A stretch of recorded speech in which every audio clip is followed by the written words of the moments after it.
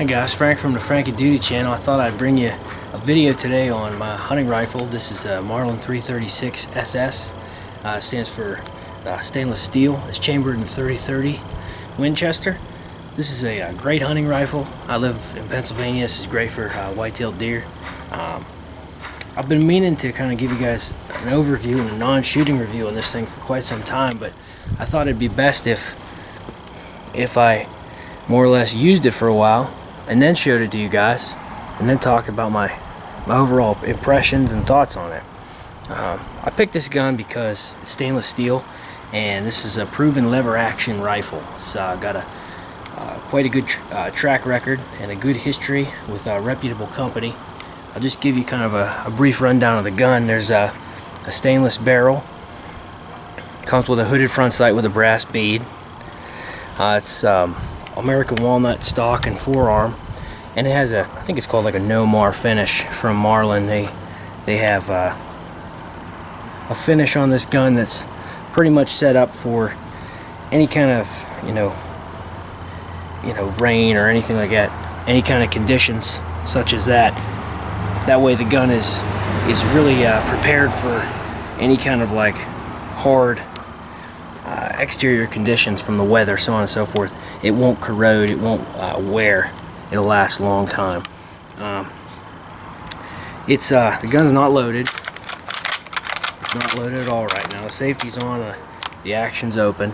So I have, you guys can see the receiver. It's stainless steel. A lot of the internal parts are stainless steel as well. I have a shell holder right here on the stock. Bought that aftermarket, obviously. And then the Leupold scope I have mounted on here. It comes with a semi-buckhorn adjustable front sight right here, you guys can see. I was able to get by with the scope on here without having to take it down as close, but it just made it. I have a thumb spur on here with the scope. I was pretty happy about that. Marlin actually came with this thumb spur, came with the gun. It's pretty cool. It's a really a good, lightweight, pretty short rifle. It's not very big.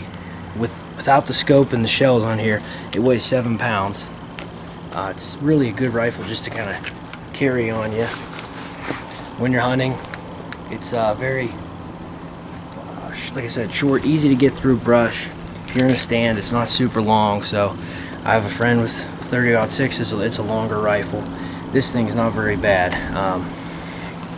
Ultimately, I would recommend this gun, and I hope to do a review on it with shooting and give more details on the specs and stuff. But this is just, I've had a gun for like 2 years, and I think that what stands out to me about this lever action in comparison to some others is overall just the history and again the track record that Marlin has making lever action rifles. I like the side port injector for your shells.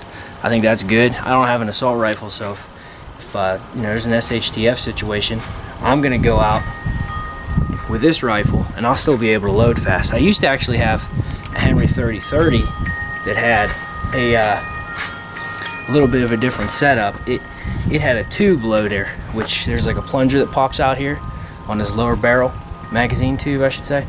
It pulls out and then you load your shells in one at a time, and then you have to pull you insert the plunger back into the round, into the magazine tube.